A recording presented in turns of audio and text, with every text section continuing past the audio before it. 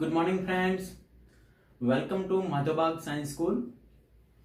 આપણે એક નવું ચેપ્ટર ચાલુ કરવા જઈ રહ્યા છીએ કે જેથી એને વ્યવસ્થિત અને સંપૂર્ણપણે આપણે શીખી શકીએ. બરાબર છે. તો આ ચેપ્ટરનું નામ છે આપણે સ્થિતિસ્થાપકતા. બરાબર, જેનું નામ છે ઘન પદાર્થના યાંત્રિક ગુણધર્મો. એટલે આ ટોપિક બહુ સહેલું છે અને ટૂંકું પણ ચેપ્ટર છે. તો ચેપ્ટરની શરૂઆત આપણે સૌપ્રથમ પહેલા થોડીક વ્યાખ્યાઓથી કરીએ. વિદ્યાર્થી મિત્રો ખાસ ધ્યાન રાખજો, આપણે જેટલું લખાવીએ છીએ એને એક અલગ બુકની અંદર તમારે લખવાનું રહેશે. આ ઉપરાંત તેના એમસીક્યુ જે ટોપિક ચાલતો જશે એ પ્રમાણે તમને સાથે સાથે સેન્ડ કર્યા કરશું, જે તમે ડીપીપી તરીકે સોલ્વ કરો છો. આપણે ચેપ્ટરનું નામ છે સ્થિતિસ્થાપકતા કોને કહેવાય. તો ચેપ્ટર શીખતા પહેલા થોડીક વ્યાખ્યાઓ પર ફોકસ કરીએ. બહુ સહેલી વ્યાખ્યાઓ છે. આપણે શરૂઆત કરીએ. પહેલો જ ટોપિક આપણો છે સ્થિતિસ્થાપકતા. સાહેબ એટલે શું થાય? બરાબર, સ્થિતિસ્થાપક પદાર્થ કોને કહેવાય? સમજો, તમને ખ્યાલ હશે કોઈ પદાર્થને આપણે બળ લગાડીએ એટલે પદાર્થની લંબાઈ બદલાય છે. બરાબર, જેમ કે આ મારી પાસે એક રબર છે. મિત્રો જોશો, આ રબર છે. આ રબરને હું બળ લગાડીશ એટલે એની લંબાઈમાં વધારો થશે. બરાબર, દેખાય છે? આ પદાર્થને હું બળ લગાડીશ એટલે એની લંબાઈમાં વધારો થાય છે. તો એની લંબાઈ વધી. શું લગાડતા? બાહ્ય બળ. આના પર મેં બાહ્ય બળ લગાડ્યું એટલે એની લંબાઈમાં વધારો થાય છે.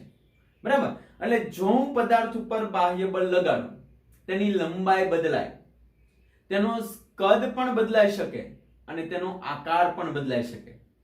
હવા ભરેલા ગુબ્બારાને તમે બળ લગાડશો બધી બાજુથી તો શું જોવા મળશે? તેનું કદ બદલાઈ જશે. બરાબર છે. તો જો તમે પદાર્થ પર બાહ્ય બળ લગાડશો તો તેનું કદ, આકાર, લંબાઈ બદલાશે. આ બાહ્ય બળ જો તમે દૂર કરશો તો પદાર્થ પોતાની મૂળ અવસ્થા પ્રાપ્ત કરે. શું પ્રાપ્ત કરે? પદાર્થ પોતાની મૂળ અવસ્થા જો પ્રાપ્ત કરે તો આવા પદાર્થને સ્થિતિસ્થાપક પદાર્થ કહે છે. વ્યાખ્યા સમજાણી મિત્રો? બરાબર, જો પદાર્થને ખેંચતા પદાર્થ 100% પોતાની મૂળ અવસ્થામાં આવતો હોય તો આપણે એને સંપૂર્ણ સ્થિતિસ્થાપક પદાર્થ કહીએ છીએ. બરાબર, જો અંશતઃ પદાર્થ અંશતઃ પોતાની મૂળ અવસ્થામાં આવતો હોય, સમજો અમુક ટકા ખેંચાયેલો રહેતો હોય અને પદાર્થ અહીં અટકી જતો હોય તો એને અંશતઃ સ્થિતિસ્થાપક પદાર્થ કહે છે. સમજાય છે? તો સ્થિતિસ્થાપકતા કોને કહેવાય? સ્થિતિસ્થાપકતાનો મતલબ પોતાની મૂળ અવસ્થામાં પાછું ફરવું. બરાબર છે. બીજી વ્યાખ્યા છે વિરૂપક બળ કોને કહેવાય? મિત્રો, આ પણ શબ્દ વારંવાર તમારે ક્યાંક આવ્યા કરશે. વિરૂપક બળ એટલે શું થશે? તો વ્યાખ્યા સમજીએ આપણે. વિરૂપક બળ એટલે શું થાય? આ પદાર્થને મેં બાહ્ય બળ લગાડ્યું. દેખાય છે તમને? હાથ વડે મિત્રો આપણે શું લગાડ્યું? બાહ્ય બળ. તો આને જો આપણે બાહ્ય બળ લગાડીએ તો આ જે મેં એના પર બાહ્ય બળ લગાડ્યું એને વિરૂપક બળ કહેવાય, જે પદાર્થનો આકાર, લંબાઈ કે કદ બદલાવે છે. તો પદાર્થને આકાર, લંબાઈ કે કદ બદલાવા માટે જે તમે બાહ્ય બળ આપો છો, આ બાહ્ય બળને ખાસ માઇન્ડમાં ઉતારવાનું છે. વિરૂપક બળ કહે છે. કયું બળ કહે છે? વિરૂપક બળ કહે છે. રેડી? અને નીચે પૂછે વિરૂપણ થવું એટલે શું થાય મિત્રો? વિરૂપણ, વિરૂપણનો મતલબ છે એનો બદલાવ થવો, ફેરફાર થવો. સમજો કે આપણી પાસે આ વસ્તુ છે, એને મેં લંબાઈ લગાડી એટલે એમાં શું ઉત્પન્ન થયું? લંબાઈમાં વધારો થયો. દેખાય છે તમને? પદાર્થમાં જે કાંઈ ફેરફાર થાય છે, જે કાંઈ, એને એમાં વિરૂપણ ઉત્પન્ન થયું એમ કહીએ છીએ. જો આ પદાર્થ ખેંચાણો એટલે આમાં શું ઉત્પન્ન થયું? હાલમાં વિરૂપણ ઉત્પન્ન થયું એમ કહેવાય. બરાબર છે. તો વિરૂપણનો મતલબ એના આકાર, કદ કે લંબાઈ બદલાવવી, એને આપણે શું કહીએ છીએ? વિરૂપણ. એટલે ત્રણ શબ્દ ખાસ મિત્રો વ્યવસ્થિત સમજી વિચારીને જોઈ લેશો. સ્થિતિસ્થાપકતાનો મતલબ ટૂંકમાં પદાર્થ ઉપર બાહ્ય બળ લગાડતા પદાર્થ જો દૂર કરીએ બાહ્ય બળ, પોતાની મૂળ અવસ્થામાં આવતો હોય તો એને સ્થિતિસ્થાપકતા કહે છે. અને આવા પદાર્થને સ્થિતિસ્થાપક પદાર્થ કહે છે. વિરૂપક બળ, પદાર્થ ઉપર બાહ્ય બળ લગાડીએ અને લંબાઈ, કદ, આકાર બદલાય તો બાહ્ય બળ એટલે જ મિત્રો આપણું વિરૂપક બળ. ત્યારબાદ વિરૂપણ એટલે ફેરફાર થવો, આકાર બદલાવો, કદ બદલાવો, લંબાઈ બદલાવી, એને આપણે શું કહીએ છીએ? વિરૂપણ તરીકે ઓળખીએ છીએ. તો આ ત્રણ વ્યાખ્યાઓ છે, તમે વ્યવસ્થિત નોંધ કરી લેશો. ચાલો મિત્રો, તો આપણે સૌથી અગત્યના ટોપિક તરફ જઈએ જેને આપણે દર્શાવીએ છીએ. તો પહેલું આપણે શીખીએ છીએ વિકૃતિ એટલે શું, અને ત્યારબાદ આપણે પ્રતિબળ શીખીએ. તો આજનો જે આપણો અગત્યનો ટોપિક છે એમાં નામ લખીએ છે વિકૃતિ એટલે શું થશે. બહુ સહેલો ટોપિક છે વિકૃતિ, જેને આપણે ઈ વડે દર્શાવીએ છીએ મિત્રો. રેડી? હવે બાહ્ય બળ લગાડતા જો પદાર્થની લંબાઈ, કદ કે આકારમાં ફેરફાર થાય તો એને આપણે વિકૃતિ કહીએ છીએ. શું કહીએ મિત્રો? વિકૃતિ. તો વિકૃતિની કોઈ વ્યાખ્યા પૂછે તો કહી શકો કે પદાર્થ પર બાહ્ય બળ લગાડતા. શું લગાડતા? બાહ્ય બળ. પદાર્થ પર બાહ્ય બળ લગાડતા. પદાર્થમાં શેમાં ફેરફાર થવો?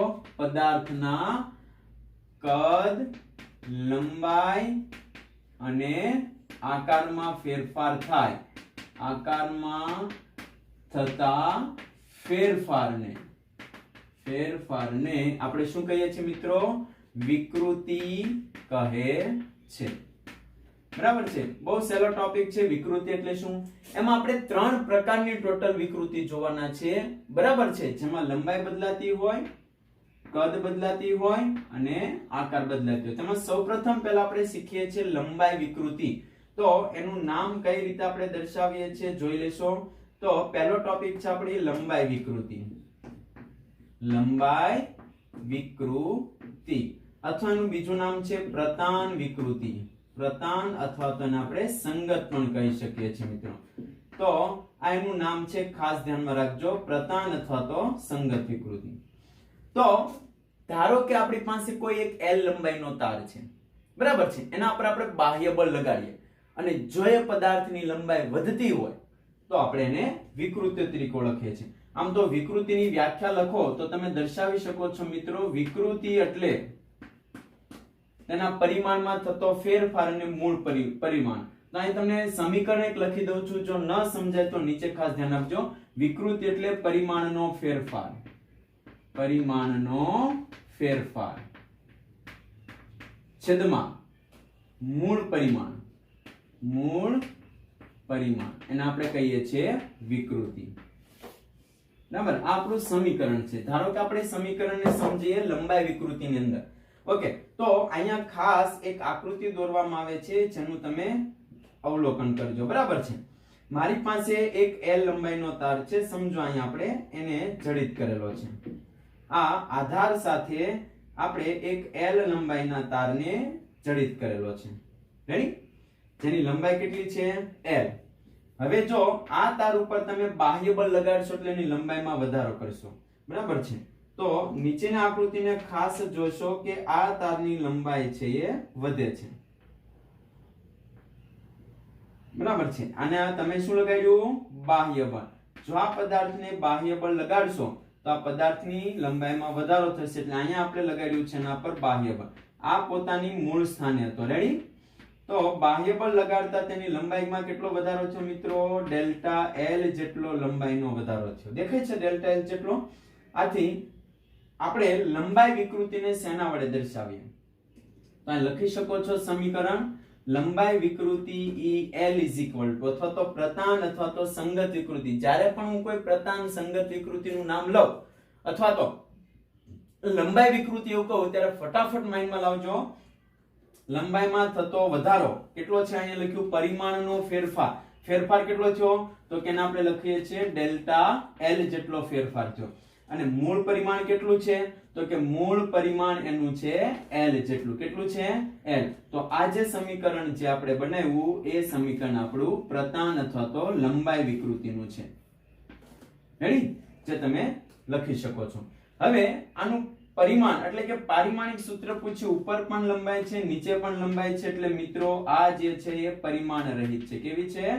પરિમાણ રહિત. એટલે વિકૃતિને કોઈ પરિમાણ નથી. M0 મતલબમાં તમે કહી શકો છો M0, L0 અને T0. બરાબર છે? હવે અહીંયા તમે હજી એક આકૃતિ ડ્રો કરી શકો છો. જો આ પદાર્થની અંદરની તરફ દબાવશો, બરાબર છે, તો આ પદાર્થની લંબાઈ ઘટશે. તો અહીં તમે જોઈ રહ્યા છો કે પદાર્થને અંદરની તરફ F જેટલું બળ લગાડશો તો કેટલો ઘટાડો આવ્યો એમાં જોશો. અહીંયા ડેલ્ટા L જેટલો ઘટાડો આવ્યો. રેડી? તો સમજાય છે તમને આ પોઈન્ટ? હવે જો તમે બળ લગાડતા લંબાઈ વધે તો એને તણાવ વિકૃતિ કહે છે. કઈ વિકૃતિ? તણાવ. તો અહીં તમે ટોપિક એડ કરી શકો છો. બળ લગાડતા શું વધે? લંબાઈ વધે, લંબાઈ વધે. તો આ વિકૃતિને તમે કઈ વિકૃતિ કહેશો? તણાવ વિકૃતિ. યસ, તમે બોલી શકો છો તણાવ વિકૃતિ. અને જો બળ લગાડતાની લંબાઈ ઘટે તો આને આપણે શું કહીએ છીએ? બળ લગાડતા લંબાઈ કેવી થાય મિત્રો? ઘટે. તો તેને આપણે કઈ વિકૃતિ કહીએ છીએ? દાબીય વિકૃતિ. કઈ? દાબીય વિકૃતિ કહે છે. ખાસ ધ્યાન રાખજો, લંબાઈ વધે તો આને આપણે તણાવ વિકૃતિ કહે, અને જો લંબાઈ ઘટે તો એને દબાણ લાગ્યું છે, આથી આને આપણે દાબીય વિકૃતિ કહે છે. અને ખાસ નોંધ લેવા જેવો પોઈન્ટ છે કે વિકૃતિ માત્ર ઘન પદાર્થમાં જ જોવા મળે. શેમાં જોવા મળે? ઘન પદાર્થમાં જ વિકૃતિ એટલે કે તણાવ વિકૃતિ જોવા મળશે. અથવા તો આપણે એને લખી શકીએ છીએ પ્રતાન વિકૃતિ. પ્રતાન વિકૃતિ જોવા મળે. આપણો જે ટોપિક જે મિત્રો લખ્યો છે લંબાઈ વિકૃતિ છે. વ્યવસ્થિત તમે જે રીતે લખેલું છે એ રીતે તમે આમાં નોટ કરી લેશો અને આ બુક વ્યવસ્થિત બનાવજો કે જેથી રીડ કરવામાં થોડીક સરળતા રહેશે. બરાબર? ત્યારબાદ તમને એને આમ શીખો ધીમે ધીમે મળતા જશે. આ ઉપરાંત આપણે અહીંયાનું સોલ્યુશન પણ કરતા જઈશું. તો પહેલો ટોપિક છે વિકૃતિ. એમાં આપણે પહેલું લીધું છે લંબાઈ વિકૃતિ એટલે શું થશે. બરાબર છે? ત્યારબાદ આપણે લઈએ છીએ મિત્રો કદ વિકૃતિ. હવે તમને આમ તો થોડુંક સમજાઈ ગયું છે એટલે કદમાં થતો ફેરફાર છેદમાં મૂળ કદને આપણે શું કહીએ છીએ? કદ વિકૃતિ તરીકે ઓળખીએ છીએ. આ પોઈન્ટ તમે જોઈ લેશો ફટાફટ. બરાબર? અને હવે આપણે ટોપિકમાં જોઈએ છીએ કદ વિકૃતિ એટલે શું થાય, અથવા તો આનો સ્ક્રીનશોટ પાડીને તમે ફટાફટ જોઈ લેશો. તો સેકન્ડ ટોપિક આપણે લઈએ છીએ લંબાઈ વિકૃતિ બાદ કદ વિકૃતિ કોને કહેવાય.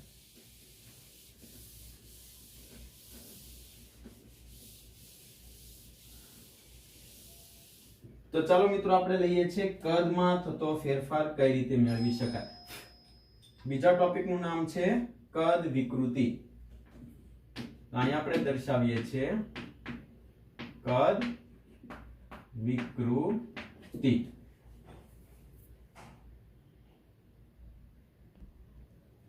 ઓકે, તો આપણો ટોપિક છે કદ વિકૃતિ એટલે શું થાય. તો સિમ્પલ છે, લંબાઈ વિકૃતિની જેમ તમે કદ વિકૃતિની વ્યાખ્યા લખી શકો છો. કદમાં થતો ફેરફાર, કદમાં થતો ફેરફાર અને મૂળ કદના ગુણોત્તરને, મૂળ કદના ગુણોત્તરને શું કહો છો તમે? મૂળ કદના ગુણોત્તરને કઈ વિકૃતિ કહીએ મિત્રો? કદ વિકૃતિ કહે છે. બરાબર છે? વ્યાખ્યા પ્રમાણે તમે એનું સમીકરણ લખી શકો છો, જેને તમે દર્શાવો છો EV કદમાં થતો ફેરફાર છેદમાં મૂળ કદને આપણે કદ વિકૃતિ તરીકે ઓળખીએ છીએ. રેડી? હવે તમે સિમ્પલ છે કે જ્યારે કોઈ પદાર્થ, સમજો કે આપણી પાસે આ પદાર્થ છે. રેડી? એક્ઝામ્પલ તરીકે તમારે સમજવું હોય તો સમજો કે આ પદાર્થ છે. તો પદાર્થને બાહ્ય બળ લગાડશો તમે તો પદાર્થનું કદમાં ઘટાડો થશે. સમજો કે પદાર્થ આટલો થઈ ગયો. બરાબર છે? એટલે એનું કદ v જેટલું હતું બાહ્ય પદાર્થનું કદ, તેના કદમાં થતો ફેરફાર એટલે કદ કેટલા ટકા ઘટી ગયું તમે જોઈ શકો છો. ડેલ્ટા v જેટલું એમાં ઘટાડો દર્શાવે છે. રેડી? તમે કોઈ બીજો એક્ઝામ્પલ પણ સમજી શકો છો. સમજો કે આ કોઈ સમઘન છે. બરાબર છે? સમઘન ઉપર તમે બાહ્ય બળ લગાડશો તો તમે જોઈ શકો છો આપેલી આકૃતિમાં કે એના કદમાં ઘટાડો થશે. કઈ રીતે મિત્રો કદ ઘટશે? તો કે આપેલો જે સમઘન તમને દેખાય છે એનું કદ છે એ ઘટી જાય છે. આ રીતે તમે આકૃતિ ડ્રો કરી શકો છો. એના કદમાં ઘટાડો જે થાય છે એને આપણે કહીએ છીએ કદ વિકૃતિ. રાઈટ? આ તમે જોઈ શકો છો ડેલ્ટા v જેટલો ફેરફાર થાય છે. બરાબર છે? મૂળ કદ કેટલું હતું? v, એના કદમાં કેટલો ઘટાડો થયો? ડેલ્ટા v જ. આ પણ પરિમાણ રહિત ભૌતિક રાશિ છે. કેવી છે? પરિમાણ રહિત ભૌતિક રાશિ છે. રેડી?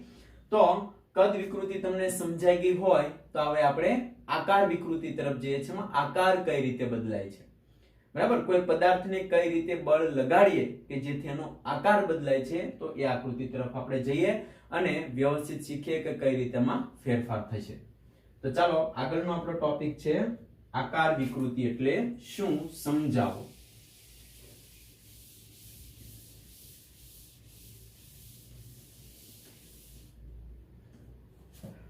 ટોપિક આપણે અહીં લખી દઈએ છીએ મિત્રો આકાર વિકૃતિ.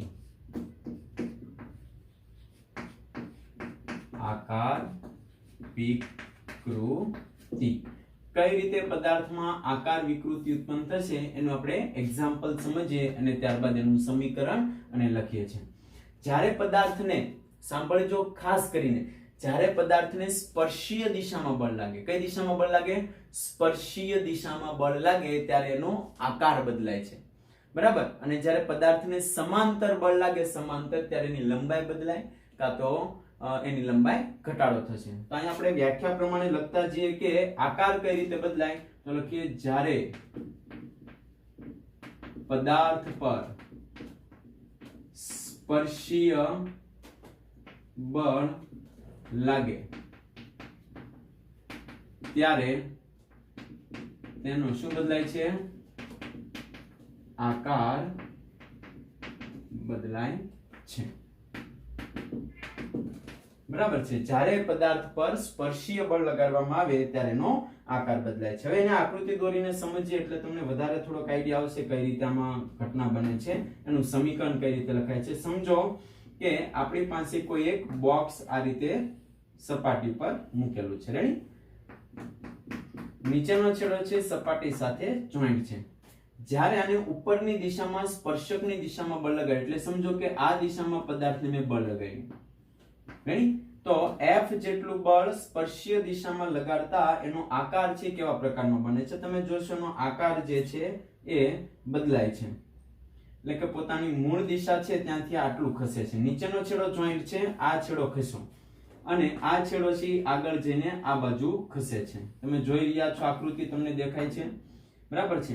આ છે એ પોતાના મૂળ સ્થાનથી દૂર જતો ભાગ છે, બરાબર છે. કેટલું ખસ્યો? તો કે સમજો x જેટલું. આ છેડો છે અહીંયા જતો રહ્યો એટલે કેટલો ખસ્યો મિત્રો? x જેટલો. આ પદાર્થની ઊંચાઈ કેટલી છે? h. તો અહીંયાથી કેટલો ખૂણો ફરે છે? તો આપણે અહીં લખી શકીએ છીએ થીટા ખૂણો. કેટલો ખૂણો? થીટા ખૂણો. તો તમે આનું સમીકરણ લખી શકો છો કે આકાર વિકૃતિ એટલે શું થશે? તો આપણે લખીએ છીએ tan θ = સામેની બાજુ x ના છેદમાં h.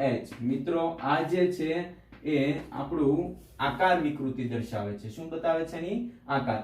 x એટલે કેટલું સ્થાનાંતરિત થાય છે, ખસે છે, જેને સ્થાનાંતર પણ કહી શકો છો. અને આ એની પાસેની બાજુ છે, બરાબર છે. તો આ આપણું આકાર વિકૃતિ. ખાસ ધ્યાન રાખજો, જ્યારે પદાર્થનો આકાર બદલાય, શું બદલાય?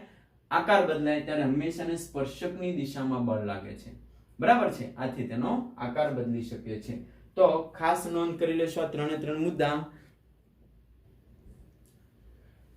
ચાલો આકૃતિમાં ધ્યાનથી જોશો. આ ટાઈપનો કોઈ એમસીક્યુ તમને પૂછે તો તમારામાં કયા સમીકરણનો ઉપયોગ કરવાનો છે એનું ધ્યાનથી અવલોકન કરો અને આકૃતિ વ્યવસ્થિત દોરશો. આપણે સંબંધ છે વળ અને આકાર વિકૃતિ વચ્ચેનો સંબંધ. મિત્રો વળ એટલે જ્યારે કોઈ પદાર્થ આમ હોય તો સમજો કે તમે આને વળ ચડાવશો. તમે જોઈ રહ્યા છો કે આ પદાર્થને તમે વળ ચડાવશો, બરાબર. કોઈ એક આધાર બિંદુથી જડેલો ભાગ છે. તમે જ્યારે એને વળ ચડાવશો ત્યારે પોતાના મૂળ સ્થાનેથી એ થોડો ખસે છે, મતલબ નીચેથી વળ ચડે છે. એટલે નીચેનો પોઈન્ટ છે એ સમજો નીચેનો પોઈન્ટ છે, એને વળ ચડાવશો એટલે સ્થાનાંતરિત થયો, અહીંયા સુધી આવ્યો. રાઈટ? હજી આને વળ ચડાવશો તો હજી આ બાજુ ભાગશે. તો તમે સમજી શકો છો કે કોઈ એક નળાકાર છે જેની લંબાઈ l છે, જેને નીચેથી ઉપરનો છેડો જડેલો છે, નીચેથી એને વળ ચડાવવામાં આવે છે. એટલે સમજો કે અહીંયા તમે જોઈ રહ્યા છો આ a બિંદુ પર છે. કયા બિંદુ પર છે? a. એને વળ ચડાવતા ઉપરનો છેડો તો ત્યાં જ જડેલો છે, નીચેનો છેડો છે a ડેશ જેટલો ખસ્યો. કેટલો ખસ્યો મિત્રો? a ડેશ જેટલો. એટલે અહીંયા તમે જોશો કેન્દ્રથી આ છેડો કેટલો દૂર હતો? આટલો દૂર હતો. ખાસ આકૃતિનું અવલોકન કરજો, બરાબર છે. ત્યારબાદ એ કેન્દ્રથી કેટલો દૂર ખસે છે? તો કે આટલો દૂર ખસે છે. પોતાના મૂળ સ્થાનેથી આટલો દૂર ખસે છે. તો અહીંયા જે આપણે ખૂણો બનાવીએ એને સમજો નામ આપું છું થીટા આપીએ છીએ. શું નામ આપીએ છીએ આને? થીટા. અને આ જે કંઈ આપણે દર્શાવ્યું છે એની ત્રિજ્યા છે. શું બતાવે છે મિત્રો? આ એની ત્રિજ્યા r છે. તો અહીંયા આપણને ખ્યાલ છે સમતલ કોણમાં આપણે શીખી ગયા છીએ ખૂણો બરાબર ચાપના છેદમાં ત્રિજ્યા. સમીકરણ આપણે વાપરીએ છીએ અહીંયા. ખૂણો બરાબર ચાપના છેદમાં ત્રિજ્યા. ખૂણો કેટલો લીધો છે? થીટા જેટલો. ચાપ કેટલી છે? a dash. ત્રિજ્યા કેટલી છે મિત્રોની? r. તો અહીં લખી શકો છો a ડેશ બરાબર r ઇન્ટુ થીટા. આ એક સમીકરણને ખાલી ધ્યાનમાં રાખજો, જે તમને રકમમાં આપ્યું છે કેટલા ખૂણે સ્થાનાંતરિત થાય છે, તો ખૂણો શોધવાનું પૂછે કે કેટલા ખૂણે એ ફરે છે વળ ચડાવતા, અને ત્રિજ્યા r તમને રકમમાં આપીએ છે. હવે આ સાથે સાથે તમે જોશો કે ઉપરથી જે આ ભાગ તમે એક્ઝેક્ટ જોઈ રહ્યા છો, ક્લોક વાળો ભાગ, એને તમે નીચેથી બળ લગાડશો એટલે ક્લોક વાળો ભાગ છે થોડોક સ્થાનાંતરિત થાય છે, એટલે ડિસ્પ્લેટ થાય છે. જુઓ પોતાનું મૂળ સ્થાન અત્યારે એ બિંદુએ છે. રેડી? હવે તમે એને નીચેથી બળ ચડાવશો એટલે એ ડેશ બિંદુ પાસે પહોંચી ગયો. તો ઉપરથી તમે આખી ઘટના જોશો તો ઉપરથી અહીંયા તમે જોઈ રહ્યા છો કેટલો ખૂણો ફરે છે. આ ખૂણાનું ઉપરથી નામ આપી દઉં છું phi, એટલે કેટલા વળ ચડે છે એવું દર્શાવે છે. અને સામેની બાજુ જો આ ત્રિકોણને ખાસ જુઓ, ખૂણો બરાબર સામેની બાજુ એટલે એ ડેશ છેદમાં ત્રિજ્યા એટલે આ લંબાઈ. દેખાય છે તમને ત્રિકોણ મિત્રો, જેની અંદર આપણે લાઇનિંગ દર્શાવીએ છીએ ત્રિકોણને ખાસ ધ્યાનમાં જુઓ. બરાબર? ખૂણો બરાબર ચાપના છેદમાં ત્રિજ્યા એટલે નળાકારની લંબાઈ. તો ચાલો બીજી વાર આપણે સમીકરણનો ઉપયોગ કરીએ અને કયું સમીકરણ મળે છે જરાક લખીએ. તો એમાં મળે છે આપણને ખૂણો એટલે phi, અથવા ફરીવાર લખી શકો છો, ખૂણો બરાબર ચાપના છેદમાં ત્રિજ્યા. ખૂણો કેટલો લખ્યો? phi. ચાપ કેટલી છે? એ ડેશ, તો અહીં આપણે દર્શાવીએ છીએ એ ડેશ. ત્રિજ્યા કેટલી છે મિત્રો એની? l લંબાઈ, એટલે આપણે એની ત્રિજ્યા લખીએ છીએ l. તો અહીં લખી શકો છો એ ડેશ ને જો તમે કરતા બનાવશો તો l * phi થાય. આ બે સમીકરણ તમને મળે છે, એમાં બે બાજુ સરખી છે તો એને સરખાવો. ચાલો, એ જે ઇક્વેશન મળે આપણું ફાઇનલ ઇક્વેશન, તો આ આપણું ઇક્વેશન છે l * phi. જ્યારે પણ તમને કોઈ વળવાળું એક્ઝામ્પલ પૂછવામાં આવે ત્યારે મિત્રો આ સમીકરણનો ઉપયોગ કરવાનો છે. r * θ = લંબાઈ * phi. phi એટલે ઉપરથી કેટલો વળ ચડે છે, નીચેથી કેટલો θ ખૂણો ફરે છે એ તમારે દર્શાવવાનું છે. સમીકરણ સમજાણું? ફરીથી સમજો. r એ શું બતાવે છે? નળાકારની ત્રિજ્યા. θ શું બતાવે છે? કેટલા ખૂણે સ્થાનાંતરિત થાય છે તે. l શું બતાવે છે? નળાકારની લંબાઈ. phi શું બતાવે છે? કેટલા વળ ચડે છે એ તમને phi બતાવે છે. બરાબર છે?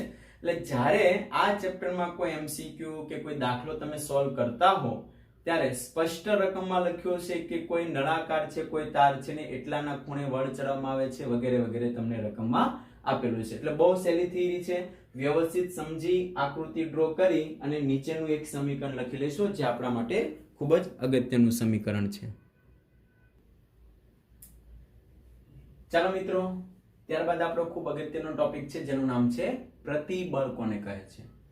રેડી? બહુ સહેલો ટોપિક છે પ્રતિબળ. જેમ આપણે વિકૃતિ જોઈ એમ આપણે પ્રતિબળ પણ પૂછે. તો જ્યારે કોઈ એક્ઝામ્પલમાં આપણને પ્રતિબળ પૂછે તો આપણે એને સિગ્મા વડે દર્શાવીએ છીએ, ખાસ ધ્યાન રાખજો. બરાબર છે? અને જેને MCQ પૂછે તો આપણે એને સોલ્વ કરીએ. પ્રતિબળમાં પણ ત્રણ પ્રકારના છે: પ્રતાન પ્રતિબળ, કદ પ્રતિબળ અને આકાર પ્રતિબળ.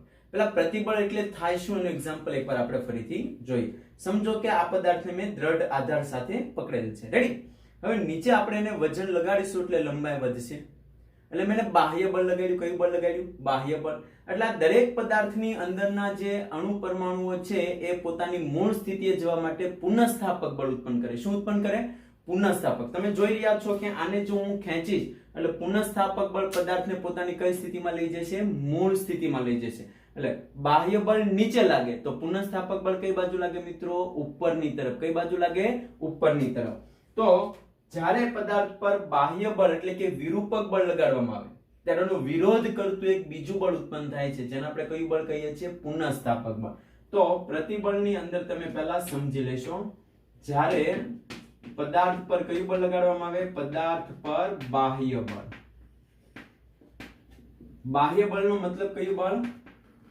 વિરૂપક બળ. બાહ્ય બળ લગાડવામાં આવે ત્યારે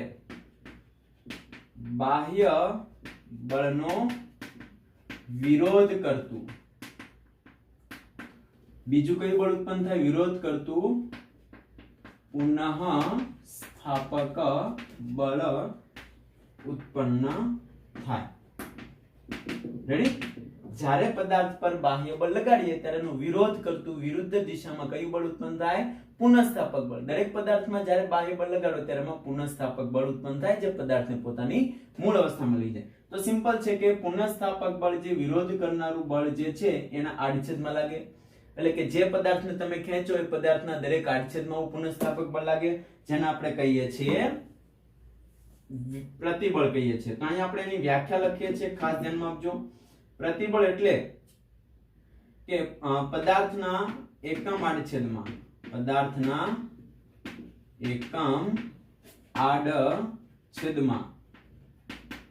ઉદ્ભવતા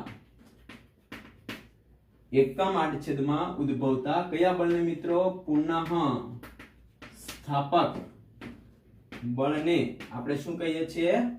પ્રતિબળ કહે છે. બરાબર છે. અને પ્રતિબળનું સમીકરણ તમે લખો તો લખી શકો સિગ્મા ઇઝ ઇક્વલ ટુ એને પ્રતિબળ કહીએ, અથવા ડાયરેક્ટ તમે ન લખો તો ડાયરેક્ટ સમીકરણ લખશો તમે પ્રતિબળ ઇઝ ઇક્વલ ટુ પુનઃસ્થાપક બળ છેદમાં આપણે લખીએ છીએ આડછેદ. આડછેદ એટલે કે પદાર્થનું આડછેદનું ક્ષેત્રફળ.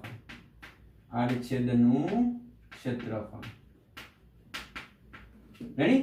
આના પરથી આનું સમીકરણ લખી શકો છો સિગ્મા ઇઝ ઇક્વલ ટુ પુનઃસ્થાપક બળ F છેદમાં A. પછી આ જે પુનઃસ્થાપક બળ લગાડો એ પદાર્થની અંદર ઉદ્ભવે, એટલે કે આંતરિક ભાગને લીધે ઉદ્ભવે. રેડી? તમે લખી શકો આંતરિક બળ દ્વારા જે ઉત્પન્ન થાય છે એને આપણે પુનઃસ્થાપક બળ કહીએ છીએ. તેનો એકમ લખી શકો છો, નો એકમ છે ન્યૂટન પ્રતિ મીટર સ્ક્વેર. અને એનું પારિમાણિક સૂત્ર બનાવવું હોય તો બનાવી શકો છો. ન્યૂટન એટલે બળ m1 l1 t - 2 છેદમાં મીટર. મીટર ઉપર જશે એટલે l2. તો આની અંદર નાખશો તો આ થઈ જશે m1 l1 t3 બરાબર છે m1 l3 t - 2 જે આપણેનું પારિમાણિક સૂત્ર છે. તો પ્રતિબળ ત્રણ પ્રકારના છે મિત્રો. એમાં પહેલું આપણે લઈએ છીએ પ્રતાન પ્રતિબળ. કઈ રીતે એની લંબાઈમાં વધારો થાય કે ઘટાડો, અને જ્યારે પદાર્થને ખેંચો ત્યારે એમાં કઈ રીતે અણુ પરમાણુ વચ્ચે બળ લાગે છે, જેને આપણે કયું બળ કહીએ છીએ? પુનઃસ્થાપક બળ. તો આ પુનઃસ્થાપક બળની રચના સમજવા માટે આપણે પ્રતિબળનો પહેલો ટોપિક શીખી રહ્યા છે, જેનું નામ છે પ્રતાન પ્રતિબળ. આ જેટલી નોટ્સ લખવામાં આવે મિત્રો વ્યવસ્થિત તમે લખી લેશો કે જેથી એક્ઝામના ટાઈમે તમે વ્યવસ્થિત એને રીડ કરી શકો. તો આપણા ટોપિક નું નામ છે પ્રતાન પ્રતિબળ. પ્રતાન પ્રતિબળ બરાબર, જેને લખીએ સિગ્મા L. તો સિમ્પલ છે કે જ્યારે પદાર્થને બાહ્ય બળ લગાડવામાં આવે ત્યારે એની લંબાઈમાં ફેરફાર થાય. બરાબર છે? એટલે એકમ આડછેદમાં. તો બે પ્રકારના પ્રતાન પ્રતિબળ છે. એમાં પહેલું લઉં છું તણાવ પ્રતિબળ. તણાવ પ્રતિબળમાં કઈ રીતે હોય છે મિત્રો? કે સમજો કે મારી પાસે એક કોઈ પદાર્થ છે. રેડી? તમને સમજાઈ જશે, આકૃતિ દોરીએ ત્યાં માહિતી મળી જશે તમને આમાંથી. જ્યારે એના પર બાહ્ય બળ એટલે તણાવ, એટલે બાહ્ય પદાર્થને આ બે બાજુથી ખેંચવામાં આવે. તો ખેંચવામાં આવે ત્યારે તમે જોઈ શકો છો કે અહીંયા જેનો આડછેદ છે અને અહીંયા જેનો નજીકનો આડછેદ છે એમાં અણુ પરમાણુઓ પોતાની મૂળ અવસ્થામાં જવાનો પ્રયત્ન કરે. એટલે આ પદાર્થ છે એના અણુ પરમાણુઓ વચ્ચે પુનઃસ્થાપક બળ આ રીતે લાગે. બરાબર છે? કોઈ આધાર હોય એ સપાટીને લંબ રૂપે લાગે. કેવા રૂપે લાગશે મિત્રો? આજે તમે સપાટી જોઈ રહ્યા છો એ સપાટીને લંબ રૂપેમાં પુનઃસ્થાપક બળ ઉત્પન્ન થાય. તો આવા પ્રતિબળને આપણે કયું પ્રતિબળ કહે છે? તણાવ પ્રતિબળ. જેનું સમીકરણ આપણે જે લખ્યું એનું છે સિગ્મા બરાબર F ના છેદમાં A. બરાબર છે? આપણે આને તણાવ પ્રતિબળ કહીએ છીએ.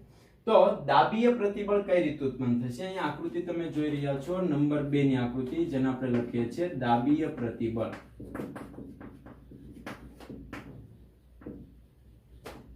તો સમજો કે આપણી પાસે પદાર્થ છે.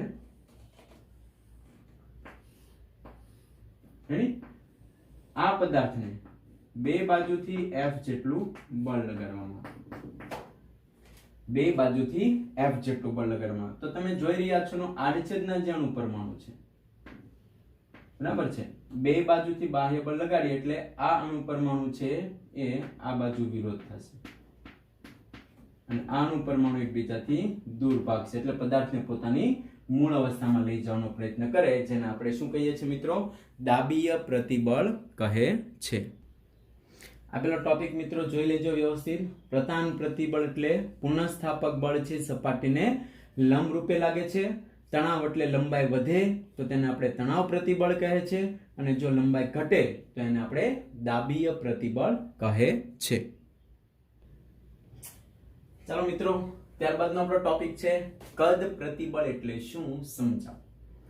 બરાબર છે, પ્રતિબળ એટલે તો ખ્યાલ આવી ગયો આપણને કે એકમ ક્ષેત્રફળમાં જે છે મારે ઉદ્ભવતા પુનઃસ્થાપક બળને આપણે શું કહીએ છીએ? કદ પ્રતિબળ કહીએ છીએ, સોરી પ્રતિબળ કહીએ છીએ.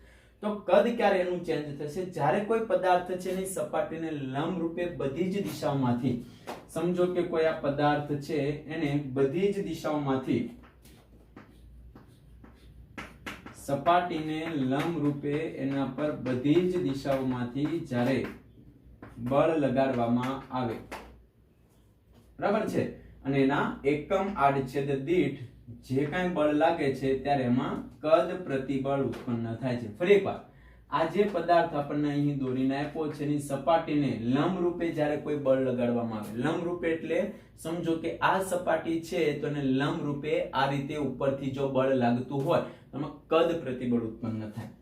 મોટા ભાગે આ પદાર્થ છે એ તરલમાં હોય ત્યારે આપણે એના પર કદ પ્રતિબળ લાગે છે એવું સમજી શકે.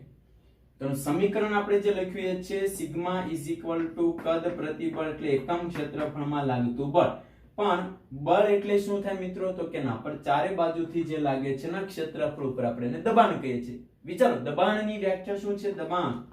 દબાણ બરાબર બળ ભાગ્યા ક્ષેત્રફળ.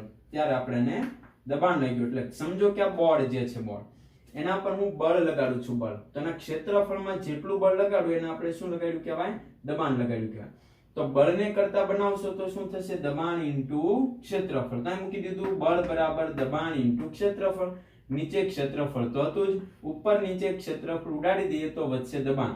મિત્રો આપણે આગળ જતાનો ઉપયોગ કરવાનો છે કદ પ્રતિબળ એટલે આપણે એની જગ્યાએ શું લખી શકીએ છીએ? દબાણ લખી શકીએ છીએ.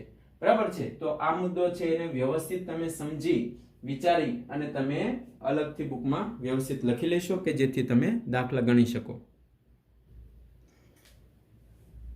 ચાલો મિત્રો, આપણા આ લેક્ચરનો લાસ્ટ ટોપિક, બરાબર છે, જેનું નામ છે આકાર પ્રતિબળ. હવે પદાર્થમાં આકાર ક્યારે ઉત્પન્ન થશે? નેક્સ્ટ આપણે એનો થોડા MCQ સોલ્વ કરીશું એટલે તમને આ ત્રણ ટોપિક જે ચલાવ્યો છે વિકૃતિમાં 3 અને પ્રતિબળમાં 3 એનો ખ્યાલ આવશે.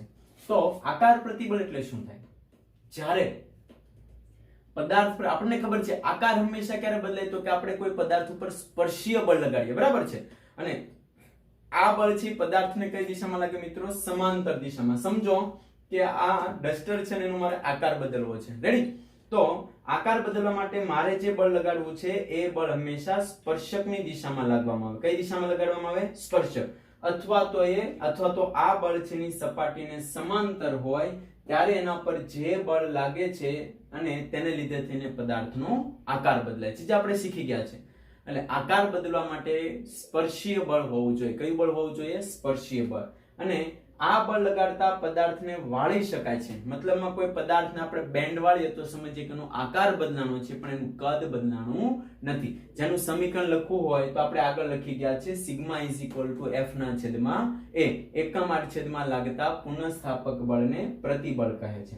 બરાબર? બહુ સહેલો ટોપિક છે એટલે આમાં બહુ કઈ ખાસ એવું નથી. તમે એક બે વાર સમજશો તો પણ તમને ખ્યાલ આવી જશે.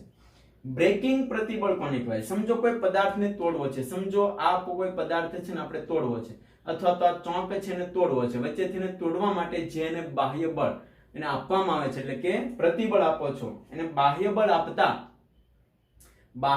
આપતા એમાં કેટલું પુનઃસ્થાપક બળ ઉત્પન્ન થાય છે જેને લીધે પદાર્થ તૂટી જાય છે, જેને આપણે બ્રેકિંગ પ્રતિબળ કહે છે. એટલે મિત્રો ખાસ ધ્યાન રાખજો કે આ પદાર્થને તોડવા માટે તમે જે બાહ્ય બળ આપો છો એને લીધે થઈને એના અણુ પરમાણુઓ વચ્ચે પુનઃસ્થાપક બળ તૂટે છે. બરાબર છે? એટલે કે એમાં પુનઃસ્થાપક બળ જે છે પદાર્થો અણુ એકબીજા સાથે જોડાય એ પહેલા જ આ પદાર્થ અહીંયાથી બ્રેક એટલે તૂટી જાય છે, જેને આપણે બ્રેકિંગ પ્રતિબળ કહે છે.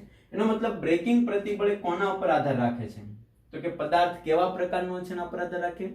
આ પદાર્થ સમજો એના પર હું બાહ્ય બળ લગાડું તો પદાર્થ બેન્ડ વળે છે, મતલબ આ તૂટતો નથી. તેમાં અશુદ્ધિઓ કેટલી ઉમેરેલી છે એના પર પણ ડિપેન્ડ કરે છે. પ્લાસ્ટિક છે, પ્લાસ્ટિક બરાબર છે, તો એમાં બ્રેકિંગ પ્રતિબળ નહીં આવે, કારણ કે એ પદાર્થને તમે તોડશો તો એ બેન્ડ વળી જાય છે, તૂટતો નથી. અને તાપમાન ઉપર આધાર રાખે, કેટલું તાપમાન આપીએ કે જેથી આ પદાર્થ છે તૂટી જાય છે. ઘણીવાર તમે જોયું છે કોઈ પદાર્થને ગરમ કરીએ તો એની અંદર તિરાડ પડે છે, તો એ તૂટે છે. એનું કારણ છે એમાં ઉદ્ભવતું પુનઃસ્થાપક બળ. તો આ ટોપિકમાં જો પણ કાંઈ પણ પ્રશ્ન થાય તો તમે મેસેજ કરી શકો છો અને વ્યવસ્થિત બુકમાં તમે લખી લેશો. ટૂંક સમયમાં તમને એની ડીપીપી મળી જશે, જેનું તમારે સોલ્યુશન કન્ટિન્યુ રાખવાનું છે. Thank you two watch physics and welcome to Madhobag Science School.